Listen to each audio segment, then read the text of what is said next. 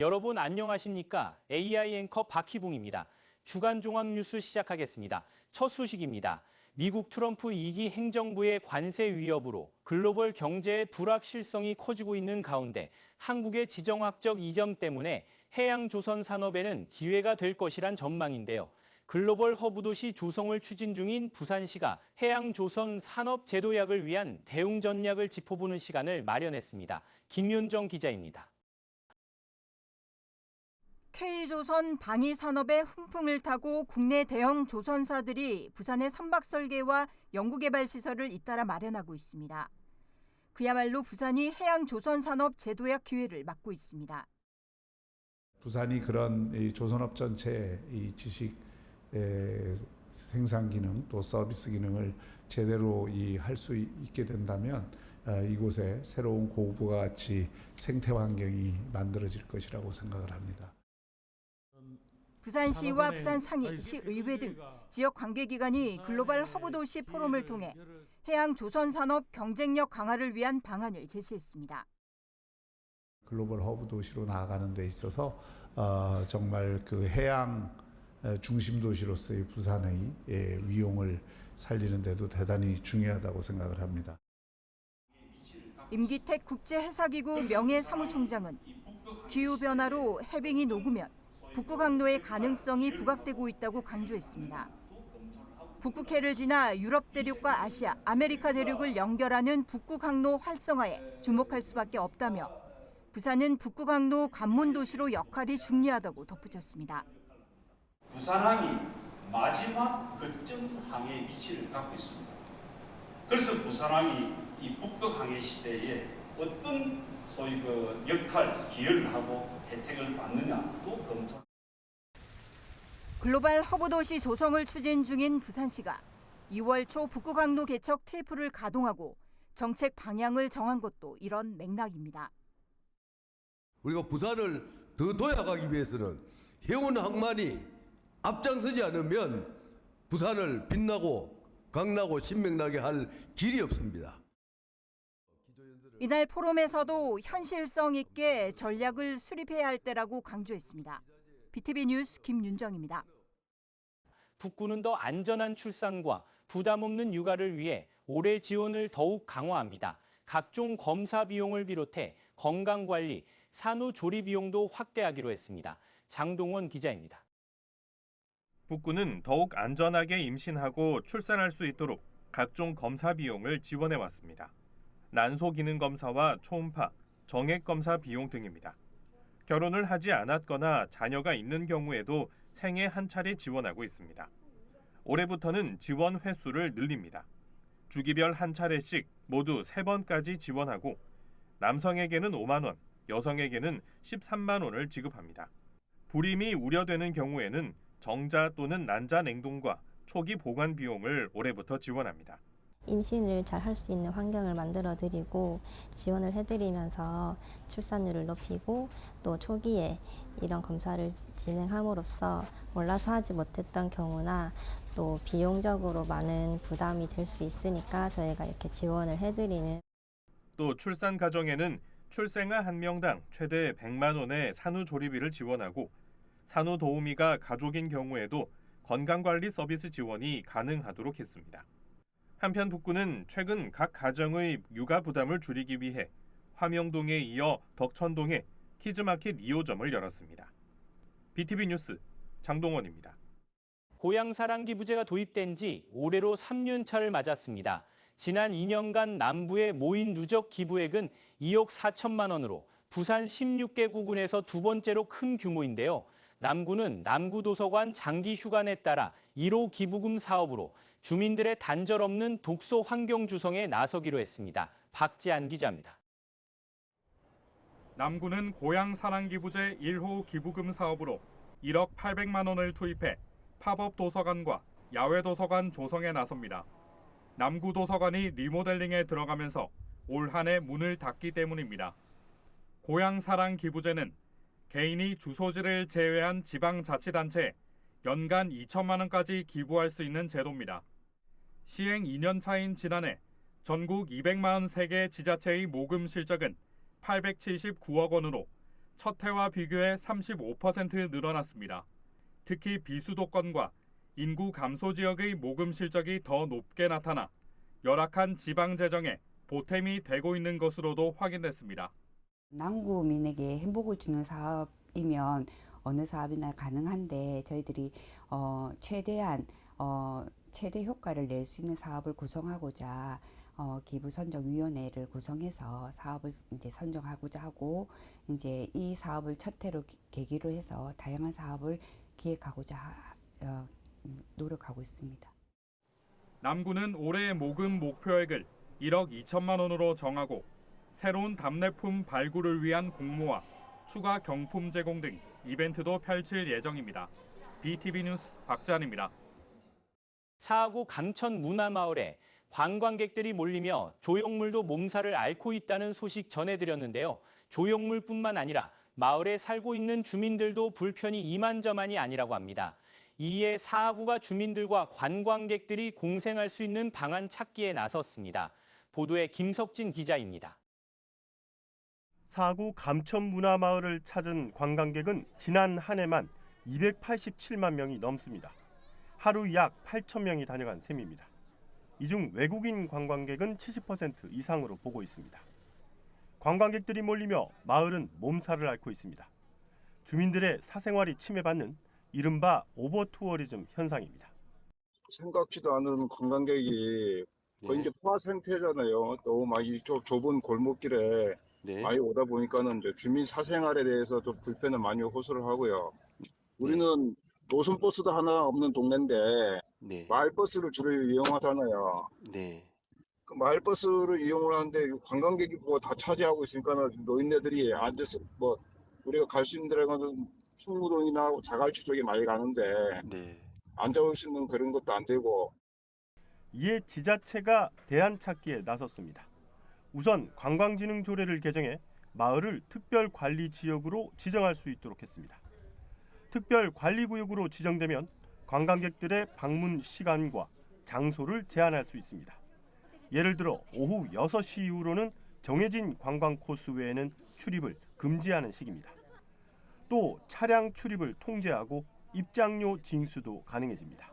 조례에 따라서 방문객의 방문 시간을 제한한다든가 특정한 지역으로의 차량 통행을 제한하거나 하는 등의 조치를 통해서 주민들의 사생활 침해를 최소화할 수 있는 그런 방안들을 이제 찾을 건데요.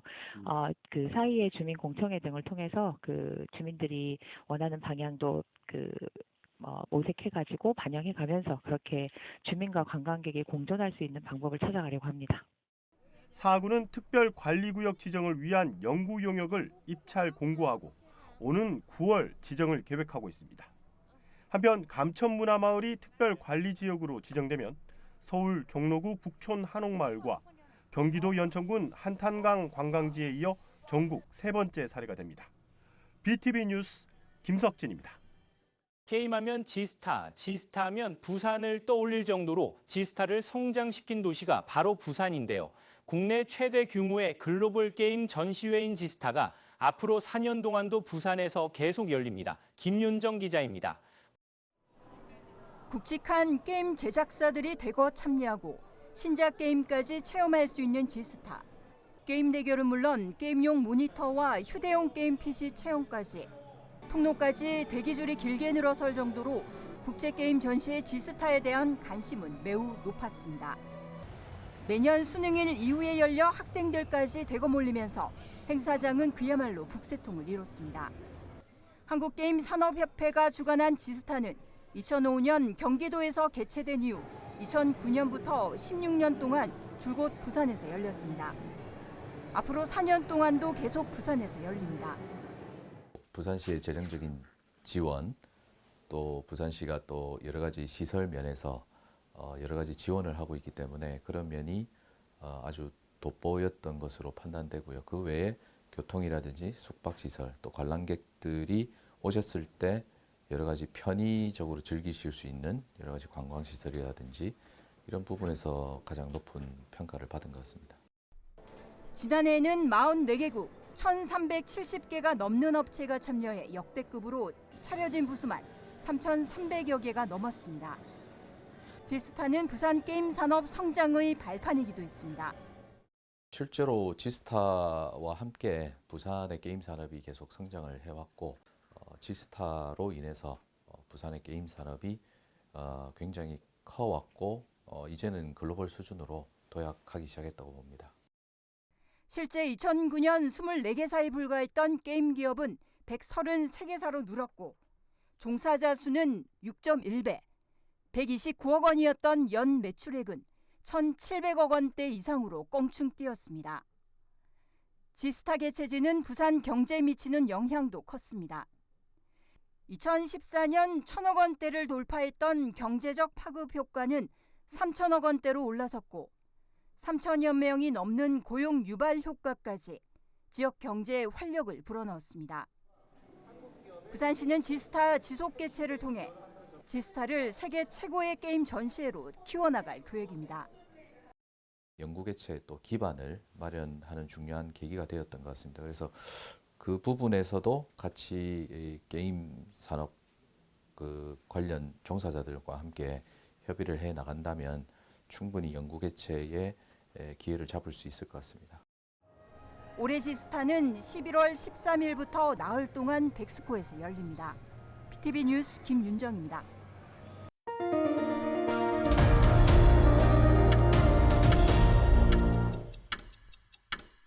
고액 알바 유혹에 빠져 마약을 유통시킨 20대들이 세관에 붙잡혔습니다.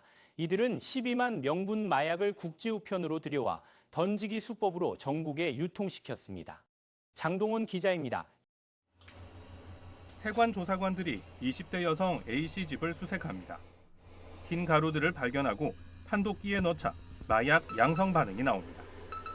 A씨는 미국에서 고농축 액상대마 700g과 베트남에서 합성대마 4.5kg을 들여왔습니다.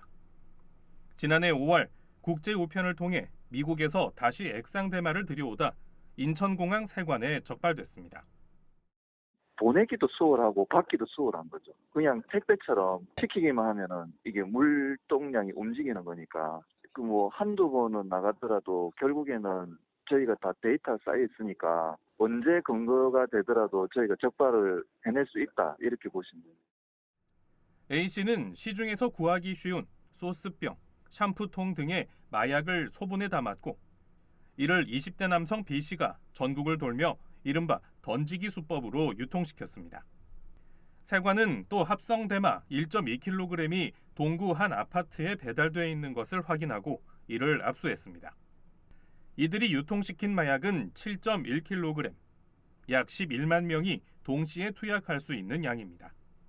A씨와 B씨는 고액 알바 유혹에 빠져 마약 총책에 포섭돼 범행에 가담한 것으로 드러났습니다. 총책은 텔레그램으로 구체적 행동을 지시했고 대가는 추적이 어려운 무등록 환전상을 통해 지급했습니다. 세관은 마약을 밀수하고 국내 유통한 텔레그램 총책에 대한 수사를 계속 이어나간다는 방침입니다. BTV 뉴스 장동원입니다. 이미 건물 준공 승인이 난 부산 반얀트리 리조트 화재 당일 35개 업체에서 780명이 넘는 근로자가 공사에 참여한 것으로 경찰 조사 결과 드러났는데요. 경찰은 사망자 6명이 화재가 심각한 줄 몰랐을 가능성이 클 것으로 추정했습니다. 김윤정 기자입니다. 부산경찰청은 부산 반얀트리 호텔 리조트 화재 당시 사망한 6명은 화재가 심각한 줄 모르고 엘리베이터 지상 1층에 내렸던 것으로 추정했습니다. 사망자 6명 중 4명은 지하 2층에서 2명은 지하 3층에서 엘리베이터를 탔던 것으로 이들 모두 지상 1층에 내렸습니다. 하지만 이미 1층엔 연기가 가득한 상태여서 엘리베이터에서 내린 직후 일산화탄소에 질식돼 바로 의식을 잃었을 가능성이 크다고 보고 있습니다. 사망자 모두 엘리베이터에서 복도 방향으로 4-5m 떨어진 지점에서 숨진 채 발견됐고 앞서 부검 결과 사인은 일산화탄소 중독이었습니다. 경찰은 이들이 어떤 작업을 하고 있었는지, 왜 1층에 내렸는지 등 추가 확인하고 있습니다. 하지만 1층 엘리베이터 앞 CCTV는 전선이 타버려 확인이 어려운 상황입니다. 경찰은 사고 당일 35개 업체 소속 근로자 780여 명이 공사에 참여했다고 밝혔습니다. 사고 당시 건물이 준공 승인 후 소방 전문업체 점검 4일차였다는 점 등 전체 공사 진행 상황과 인허가 과정 등도 조사하고 있습니다. 경찰은 모든 근로자들이 어디서 어떤 작업을 하다 탈출했는지, 스프링클러, 경보기 등 소방기기가 정상 작동했는지 등 화재 당시 상황을 재구성 중에 있습니다. 경찰은 감식 결과 보고서가 나오면 다음 주 중 인허가 절차 문제점과 구체적인 사고 원인 등 중간 수사 결과를 발표할 계획입니다. 한편 화재가 난 리조트 시공사인 삼정기업은 화재 9일 만에 보도자료 형태의 뒤늦은 공식 사과문을 발표해 유족들이 분노하고 있습니다. BTV 뉴스 김윤정입니다. 100만 명이 넘는 부산 시민의 염원으로 문을 연 국립부산과학관이 올해로 개관 10주년을 맞았습니다. 과학관은 우주 탐사를 주제로 영유아를 위한 새싹누리관을 세단장하고 교육 프로그램을 통한 인재 양성과 접근성 개선에도 나설 예정입니다. 박재한 기자입니다. 11kg 나가던 몸무게가 달에서는 1.8kg으로 줄어듭니다. 달의 중력은 지구의 6분의 1로 알려져 있습니다. 국립부산과학관은 개관 10주년과 우주항공청 개청을 기념해 새싹 누리관을 우주 탐사를 주제로 세단장했습니다. 지구와 달, 화성을 순차적으로 탐사하는 우주 체험을 제공합니다. 우주인이 되기 위한 순발력, 균형 잡기 훈련을 비롯해 음식과 침실, 화장실 등 우주정거장의 일상을 경험해 볼 수 있습니다. 달의 자원과 핵융합 발전, 우주선 발사 등의 원리를 배우고 화성 주거 공간의 건축 특징과 기지를 만드는 체험도 할 수 있습니다. 부산과학관은 지난 2006년 100만 시민 서명운동에 힘입어 본격 추진됐습니다. 3개월 만에 114만 시민이 동참해 2015년 지금의 자리에 문을 열게 됐습니다. 연평균 100만 명의 관람객들이 방문해 주시면서 지난해 700만 명을 국립과학관 중 가장 빠른 기간에 돌파할 수 있었습니다. 앞으로도 이런 시민 여러분들의 성원을 부탁드리고요. 앞으로 저희 국립부산과학관은 향후 새로운 10년을 준비하고 있습니다. 동남권 거점 과학관으로서의 역할뿐만 아니라 국내 최고의 과학관, 그리고 국내를 넘어 아시아, 세계로 나아가는 과학관이 되기 위해서 노력하겠습니다. 과학관은 사업비 100억 원을 투입해 만성적인 주차난 해소에도 나섭니다. 연말까지 지상 3층 규모의 주차 타워를 건립해 179면의 주차 공간을 추가 확보합니다. 새학기부터는 7세 어린이부터 초중학생을 대상으로 개인 단체 교육 프로그램을 운영하고 오는 4월 말에는 음식 속에 숨어있는 과학 원리를 찾아보는 특별전을 개최할 예정입니다. BTV 뉴스 박찬입니다. 강서구의 파크골프장이 추가로 조성됩니다. 지난해 대저생태공원에 90홀이 만들어지면서 강서구는 단일 구장 부산 최대 규모를 보유하고 있는데요. 사업이 마무리되면 강서구에만 약 200홀을 갖추게 됩니다. 장동원 기자입니다. 강서구 대저생태공원 파크골프장입니다. 45홀이던 것이 지난해 9월 90홀로 2배 확대됐습니다. 하지만 최근 급증하는 파크골프 인구를 감당하기에는 역부족입니다. 부산시는 강서구에 4개 파크골프장을 추가 조성하기로 했습니다. 모두 45홀 규모로 범방동과 송정동 일대가 대상지로 꼽힙니다.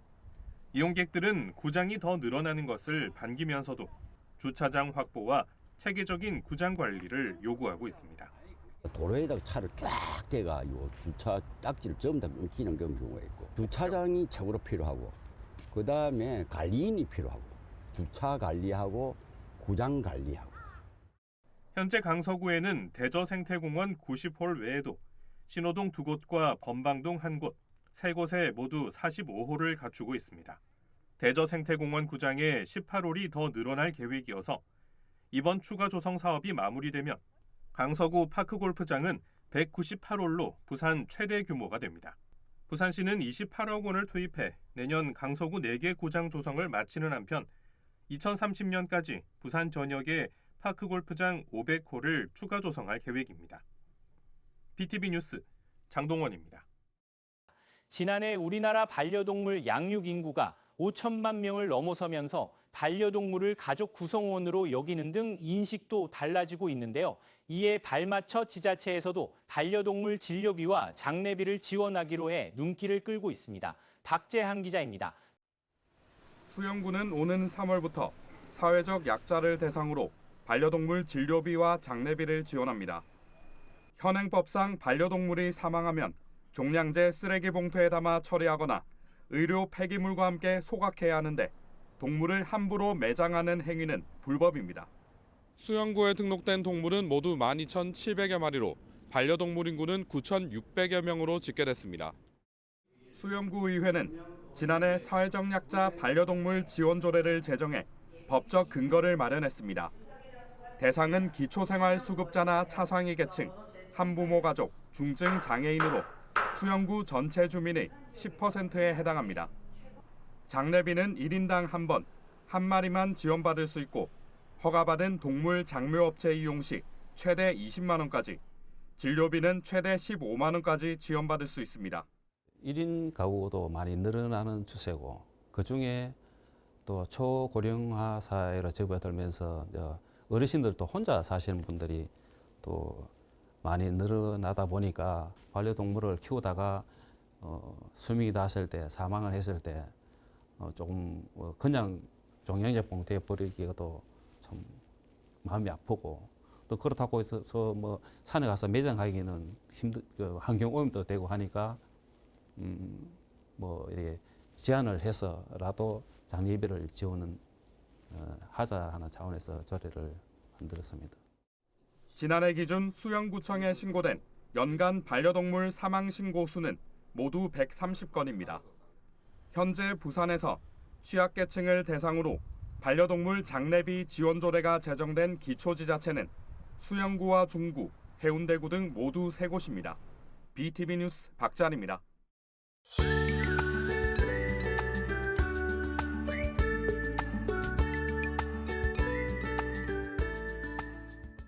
다음 주 아침 최저 기온은 약 2도에서 6도, 낮 최고 기온은 약 9도에서 10도로 예상됩니다. 기온은 평년과 비슷하거나 낮겠습니다. 주 초반부터 중반까지 흐리고 비가 오겠으며 주 후반으로 갈수록 구름이 많은 날씨가 예상됩니다. 이 기간 동안 우리나라 주변 기압계의 흐름에 따라 강수 지역과 시점이 변경될 가능성이 있겠고 미세한 온도 변화로 인해 강수 형태는 변경될 가능성이 있겠습니다. 이상 다음 주 날씨 정보였습니다.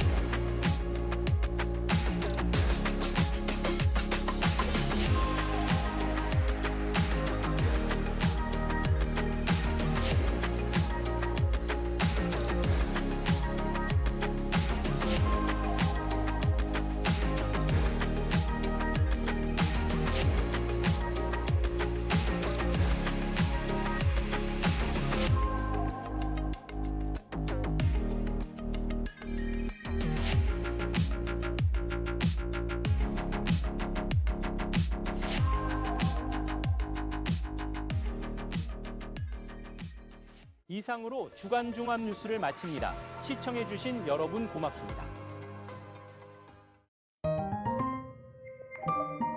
채널 BTV